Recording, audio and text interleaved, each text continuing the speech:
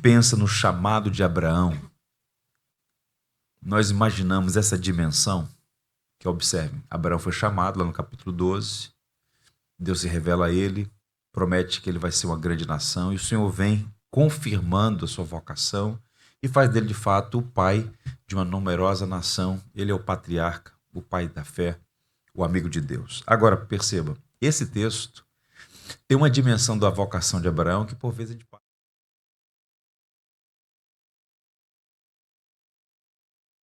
chamando ele para pastorear sua família. Eu te chamei para que ordene a sua casa e os seus filhos a guardar a lei do Senhor. Essa é uma dimensão que a gente precisa entender. Eu sei que nem todos aqui são casados, mas todos aqui são homens. E a vocação de Abraão, ela se estende a nós todos. Uma vocação que vai para além de viver para nós mesmos, mas é um chamado para servir a família, a igreja e a sociedade. E por que isso é importante? Porque tudo que Deus faz é sempre bom, justo e correto. Deus é criador, legislador, juiz e redentor. Então ninguém pode ser mais sábio do que Deus. E Deus ordenou que as coisas fossem assim. Há uma lei e uma ordem no universo criado por Deus. O que está a acontecer?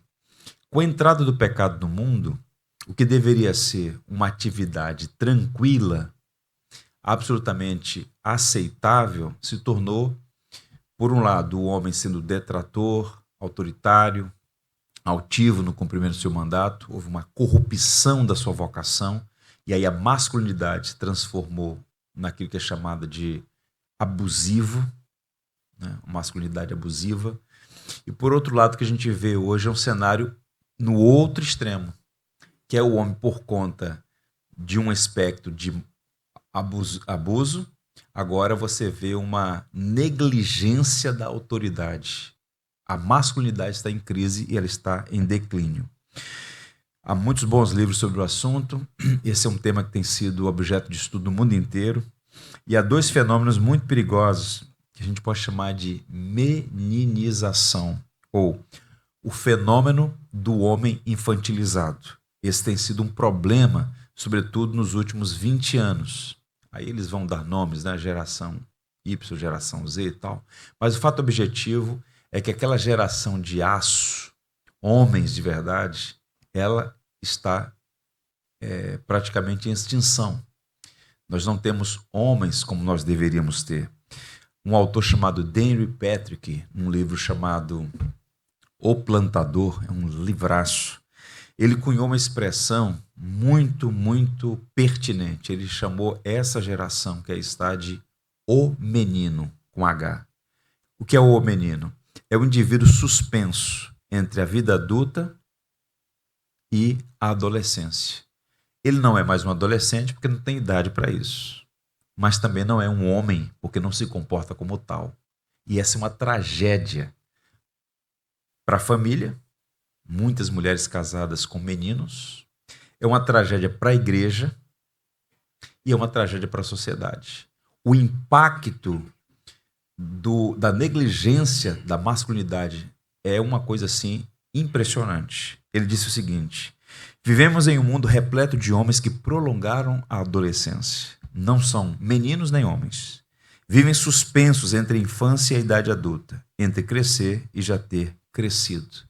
Estudo de caso, 2 exemplos. A indústria do videogame.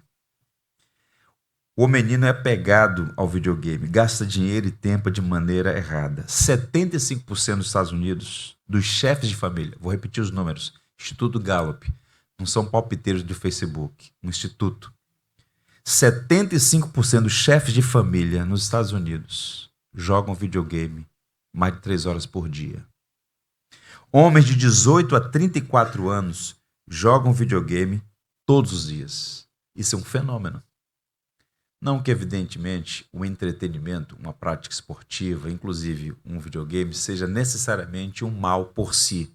Mas percebam, é um sintoma de alguém que está suspenso entre a vida adulta e a adolescência. Os antigos chamavam isso de ascedia, que é uma preguiça. E a preguiça não é ficar parado. A preguiça é uma irresponsabilidade com os desafios da vida. Há uma suspensão das suas responsabilidades. Um outro elemento, no extremo oposto, a feminização, o fenômeno do homem efeminado. Vivemos uma cultura feminista e efeminada. Em nome do combate ao machismo, uma geração inteira de garotos femininos, uma incoerência, né? Garotos femininos, sendo doutrinados a não serem homens, mas se comportarem como meninas. Se de um lado você tinha aquela figura que confundiu masculinidade com autoritarismos, grosserias, atitude despótica, né? Brutalidade. Do outro lado você tem homens incapazes de decidir, de tomar atitude, frágeis, que não inspira respeito. Não tem responsabilidade, fuga dos compromissos, não tem iniciativa. A marca de um homem é que ele tem sempre que tomar iniciativa. Quando uma pessoa não tem iniciativa, sinal amarelo. Marca de um homem, um passo à frente, iniciativa, virilidade, firmeza, ousadia. Não tem coragem, falta fibra, não tem força, moralmente fraco, espiritualmente inepto, não lidera. Percebe o quadro sombrio?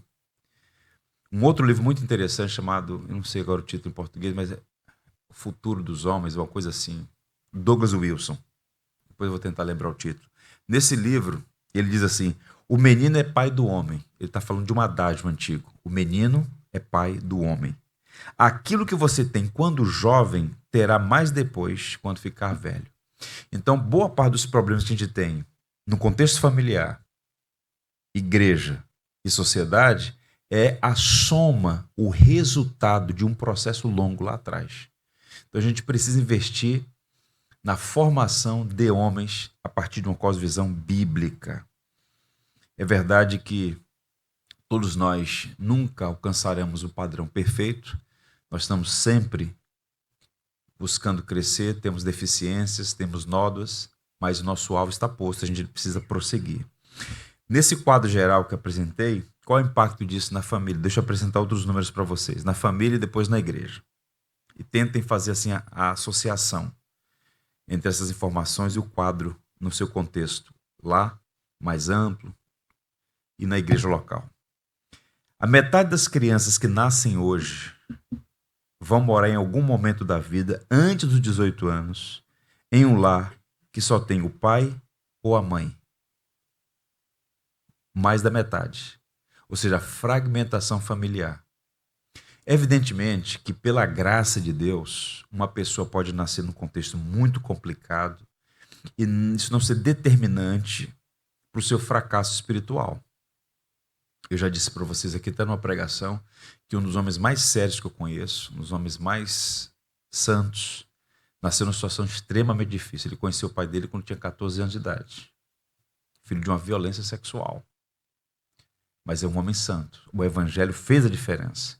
Mas o fato objetivo é que quando um lar é quebrado, quando a criança cresce sem enxergar nos seus pais uma referência do impacto do evangelho, isso em alguma medida tem alguma influência. E mais da metade das crianças, até completar 18 anos, está numa casa onde não tem o pai e a mãe juntos, por alguma razão. Mais de 40% dos primeiros casamentos terminam em divórcio. Cresce o número de filhos órfãos de pais vivos. Por vezes o pai está presente, mas por uma circunstância, por demanda, por trabalho, por algum motivo, não está presente, não é a figura-chave no processo discipulador. E as mulheres cristãs, por vezes, sofrem pela falta de homens piedosos, né? Então a gente tem esse quadro geral. E qual é o impacto disso na igreja? Para cada 10 homens que hoje estão na igreja, 9 terão filhos que em algum momento se afastarão da fé. Isso é pesado. De cada 10 homens que estão na igreja hoje, 9 terão filhos que em algum momento se afastaram da fé. É assustador. James Dobson, o nome mais importante hoje nos Estados Unidos sobre discipulado de família. 8 enfrentarão dificuldades na igreja, 5 terão problemas com pornografia, 4 enfrentarão crises no casamento. De cada 100 evangélicos no Brasil, apenas 32 são homens. Você vai numa igreja, é majoritariamente composta de mulheres. homem em extinção. Agora, qual o problema desse quadro? Se você tem 100 homens, 32, 100 cristãos, 32 apenas são homens, qual o impacto disso? O envolvimento deles com a igreja é bem menor do que o das mulheres. Eles representam 32% do engajamento e as mulheres 68%. Basta observar. Você vai numa sala de crianças, quem está dando aula? Quem? As mulheres. É que estou sempre incentivando. Os homens precisam estar presentes na sala de aula, mas não é um problema só da igreja. Você vai numa escola, seja pública ou privada, quem está dando aula? São as mulheres. Algum problema com isso? Não. Agora, é um problema se só tem mulheres ou se a maioria é constituída de mulheres.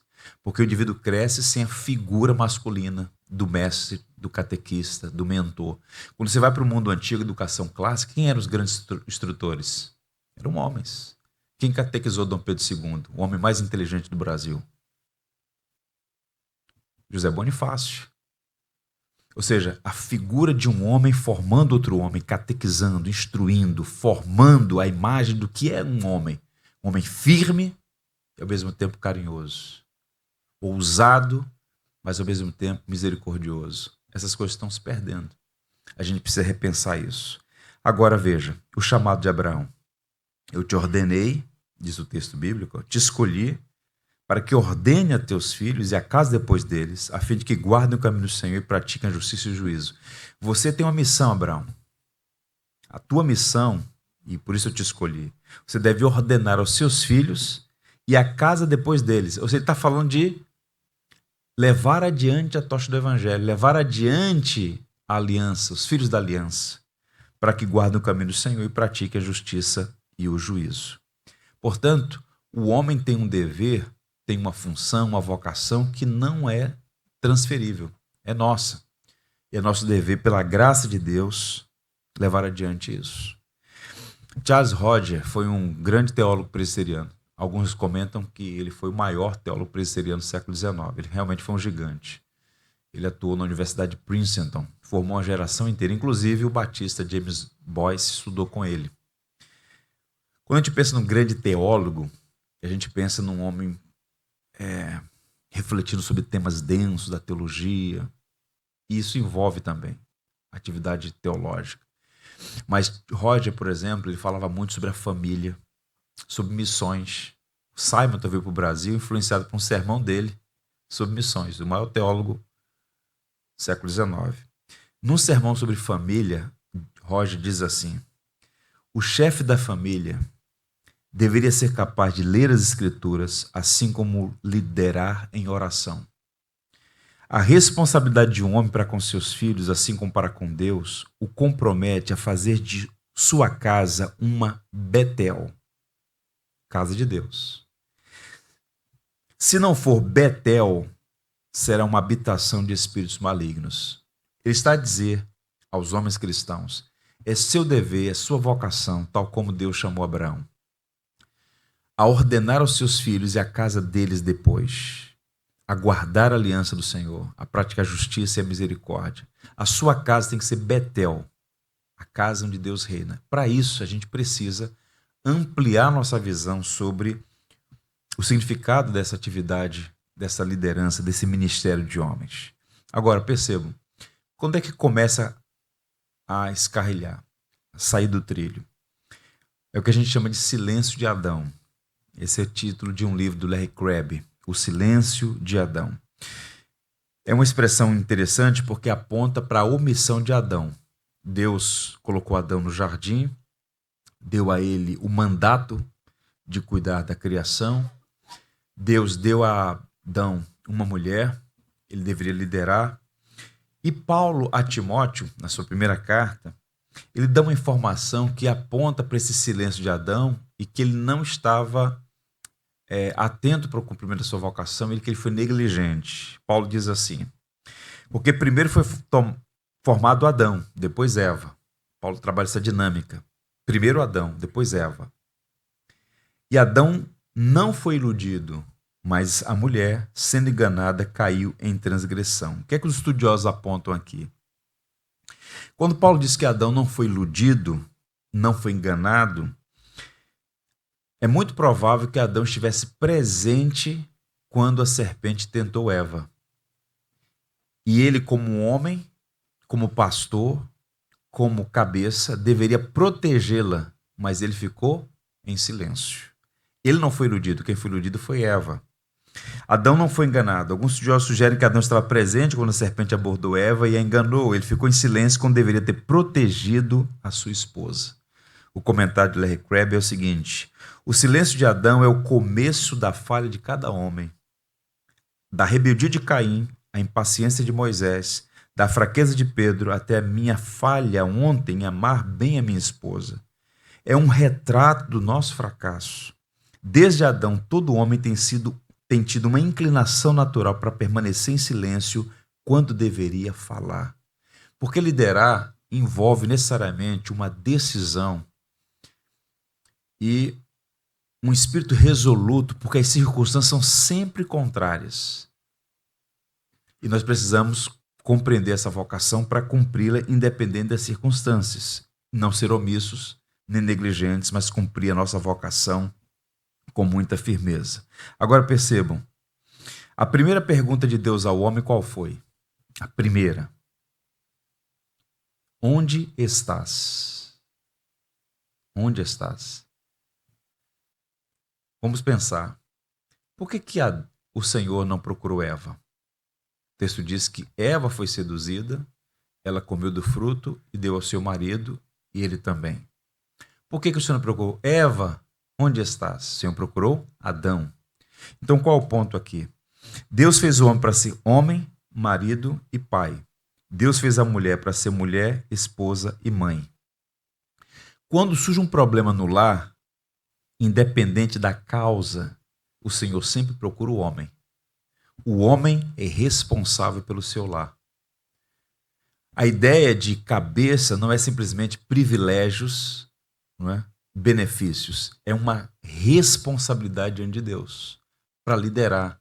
Porque se o homem lidera bem a sua família, se o homem cumpre bem a sua vocação no lar, na igreja, na sociedade, o impacto disso é profundo. Mas quando ele é negligente, o desastre também traz consequências terríveis. Então o Senhor vai a Adão e diz: onde estás? O Senhor está trazendo eles de volta.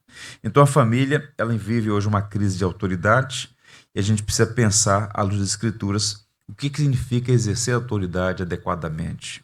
A figura do cabeça.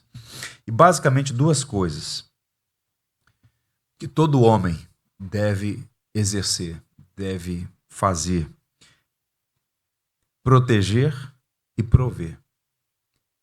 E essas duas palavras-chave têm implicações materiais e espirituais. Primeira coisa, liderança protetora. Olha o que Paulo diz aos Efésios: maridos, amai vossa mulher como também Cristo amou a igreja e a si mesmo se entregou por ela. Essa expressão, a si mesmo se entregou por ela, é uma referência à cruz. Então Jesus amou a igreja desde a eternidade, se deu por nós naquela cruz. Então o amor do homem pela sua esposa tem como referência maior o amor de Cristo, que é um amor sacrificial, que busca o bem da pessoa amada, que não é egoísta, que não se ufana, que não se irrita. É um amor superlativo, é um amor descrito por Paulo nas Coríntios, 1 Coríntios 13. Agora, esse homem que é pastor do lar, ele atua como protetor do seu rebanho. E há dois tipos de proteção. O marido tem de proteger sua família de ameaças físicas e espirituais. Isso é papel do homem. Proteção física contra intrusos, perigos e desastres. Tente imaginar, você está andando na rua com a sua esposa, no caso aqui dos solteiros que estão aí em busca da ovelha perdida. Você encontrar a sua amada. O homem anda sempre do lado da rua, a mulher sempre do lado de dentro. Tem que proteger. Você está sentado numa poltrona do avião, a mulher tem que estar sempre protegida. Suponhamos que você está morando numa casa, ou você vai agora alugar uma casa de praia e está numa casa, no meio de rua. De repente, à noite, você vê um barulho. Você não levanta, amor, vai dar uma olhada lá. É assim? Se você fizer isso, você morre, cara. Não é mesmo? O que é natural e instintivo? O homem protege. Homem, né? Temos aí que a situação é periclitante. Quando houve a Guerra de Secessão, aquela guerra fatídica lá nos Estados Unidos, Guerra Civil Norte-Americana, Abraham Lincoln, ele elogiou muito os metodistas. Naquela época, no século XIX, a maior denominação evangélica dos Estados Unidos eram os metodistas, o que não é mais a realidade hoje. Mas o Lincoln, convocando os homens, né, a assumirem seus postos e a lutarem pela liberdade do país, né, ele disse assim: ai dos maridos e ai das nações que manda suas mulheres para a guerra. O que ele estava a dizer é: eu quero agradecer a Deus pela vida desses homens voluntários, e tinham muitos metodistas. Ele estava a criticar aqueles que não estavam assumindo o seu dever, o dever de lutar pela pátria e pela liberdade, no caso. Então, ai dos maridos, ai das nações que mandam suas mulheres para a guerra. Esse é um cenário hoje. Há muitas mulheres numa função para a qual elas não foram chamadas. Percebem isso? Muitas mulheres. Eu visitei um lugar na Espanha chamado Alhambra. É um complexo de palácios construídos primeiro pelos reis católicos, depois que a Espanha foi dominada pelos muçulmanos. Teve lá uma arquitetura híbrida com os muçulmanos que ficaram lá por 700 anos. E quando Isabel os expulsou, Isabel e Fernando, em 1492, eles dominaram aquele espaço. É um lugar muito bonito, no alto da montanha, na região de Granada. E há um lugar chamado O Último Suspiro do Rei, de onde você consegue ver todo o complexo. É um lugar muito bonito. Ao fundo, a Serra Nevada. Um lugar muito bonito. E o que é esse último suspiro do rei? Quando o último sultão muçulmano, olha só, eles dominaram aquela região por 700 anos. Só a pontinha lá no norte, a Astúria, que não foi dominada. Toda a Espanha, a Península Ibérica inteira foi dominada pelos muçulmanos. E eles vieram reconquistando os reis católicos até tomar toda a região novamente, 1492. Então esse último sultão, que foi tentado a destruir tudo, queimar, ele não tomou essa atitude, graças a Deus. Ele entrega as chaves da cidade, do palácio, e ele está indo embora. Ele vai atravessar o Estreito de Gibraltar para ir para o norte da África.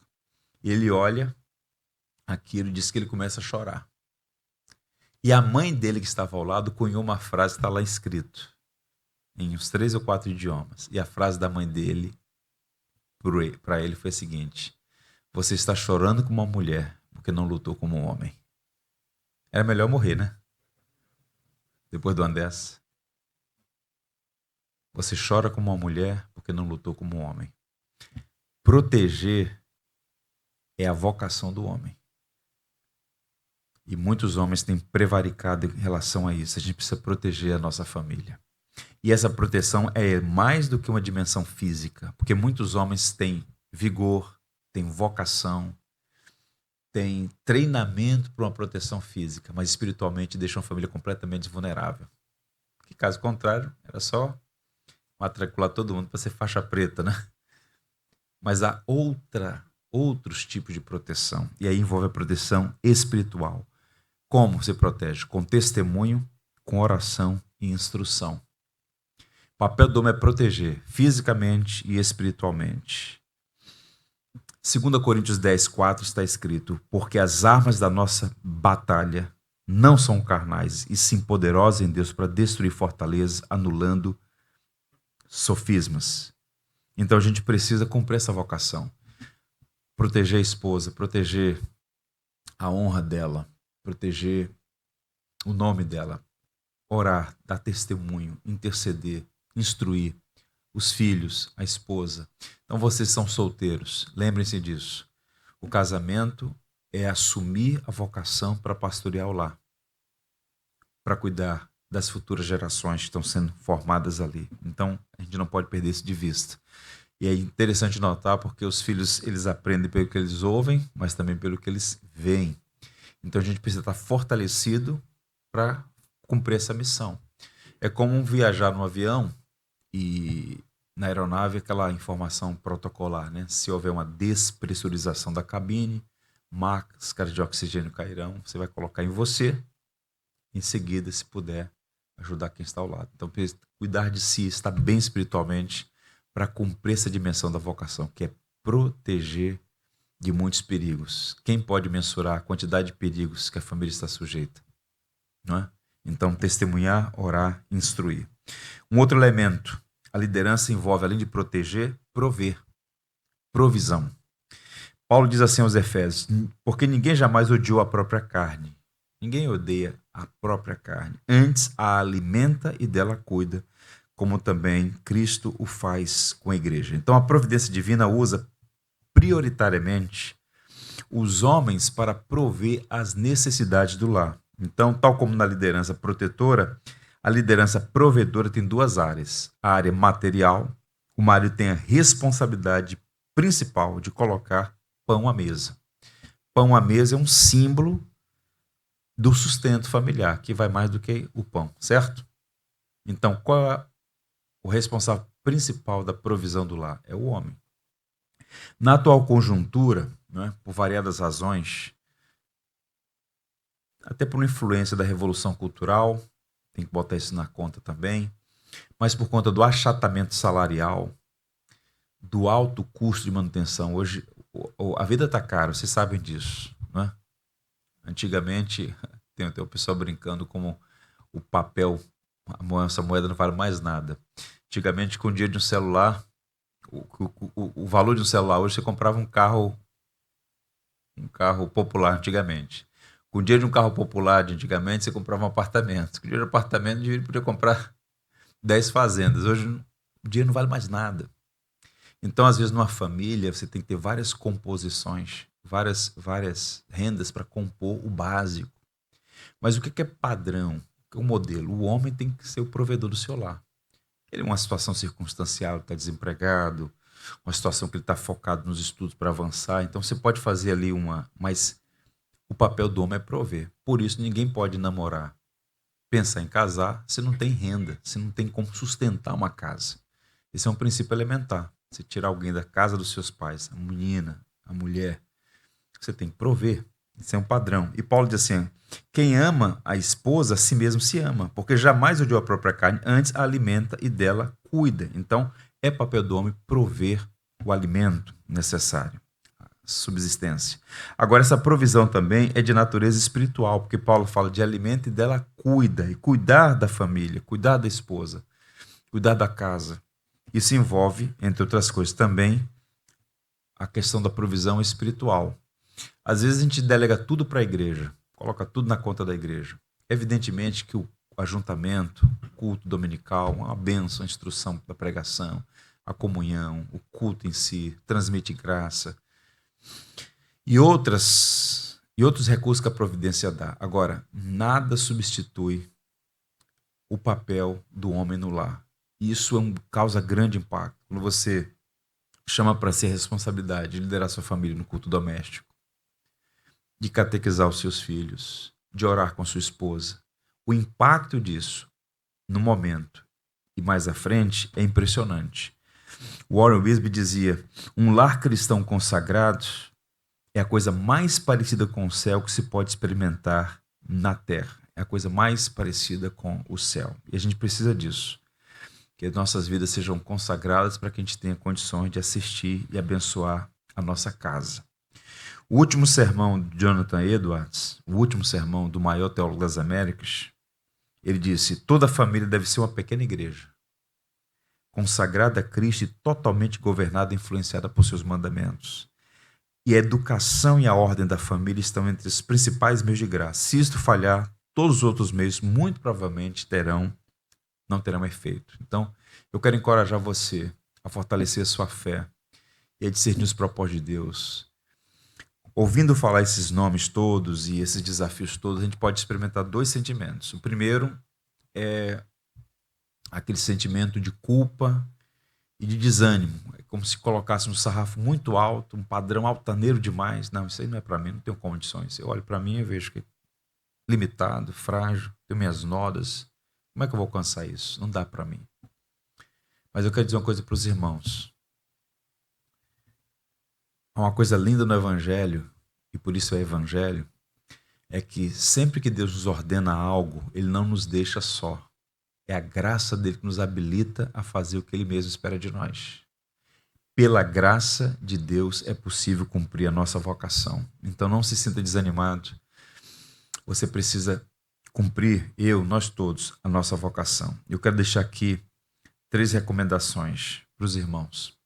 Primeiro, busque crescer espiritualmente.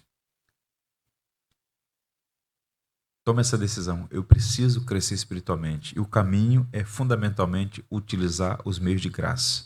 Palavra, oração e outras disciplinas espirituais.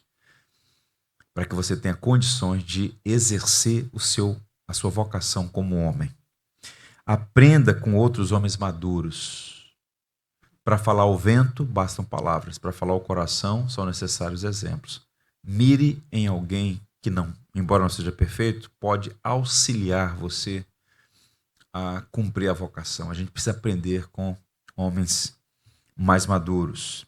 Lidere o seu lar na luz do evangelho. Pastor, não sou casado ainda, faça disso um alvo. Quando eu me casar, quero estabelecer como prioridade liderar, pastorear minha família na luz do evangelho e construir uma casa firmada na rocha. Os ventos virão, as chuvas fortes virão.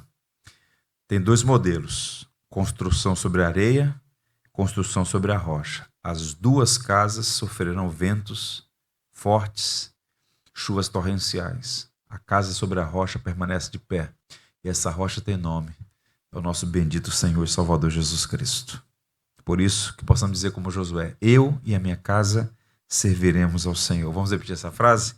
Eu e a minha casa serviremos ao Senhor. Que assim seja. Para a glória de Deus. Vamos orar? Vamos falar com Deus. Curva a fronte, vamos falar. Vamos pedir a Deus que nos ajude a cumprir a nossa vocação. Meu Deus e Pai, o Senhor conhece a nossa vida, conhece os nossos desafios, fraquezas, limitações. Por isso nós nos apresentamos diante de Ti, rogando graça e misericórdia. Queremos Te louvar porque é uma bênção ser homem. O Senhor nos chamou para o exercício da autoridade no lar, na igreja e na sociedade. É nossa vocação, recebemos esse mandato de Ti. Ajuda-nos a cumprir essa vocação de forma diligente, responsável, para que nós mesmos, Senhor, tenhamos essa alegria e possamos ver os frutos dessa obediência. Abençoe cada lar aqui representado, aqueles que já estão casados, que sejam fortalecidos no Senhor. Guarda os pés, guarda o coração, guarda os olhos. Sustenta cada um dos meus irmãos. Oramos por aqueles que estão esperando no Senhor, que ainda não são casados, que o Senhor mesmo possa dar direção e discernam o melhor caminho, a fim de construir um lar fundamentado na rocha que é Cristo. Obrigado pela vida desses homens valorosos que o Senhor tem nos dado a oportunidade de conhecer e também aprender com cada um deles. Abençoe esse ministério de homens da nossa igreja, Senhor. Que esses encontros sejam encorajadores, instrutivos, exortativos, de modo que o impacto disso na vida da família e da igreja sejam perceptíveis. Nós oramos invocando a Tua bênção, porque sem Ti nós nada podemos fazer. Visita, Senhor, e concede graça a cada um dos meus irmãos aqui. Que nós todos sejamos fortalecidos para cumprir a nossa vocação de pastorear a nossa família. Oramos agradecidos em nome de Cristo, o perfeito pastor, o grande homem. Amém. Amém.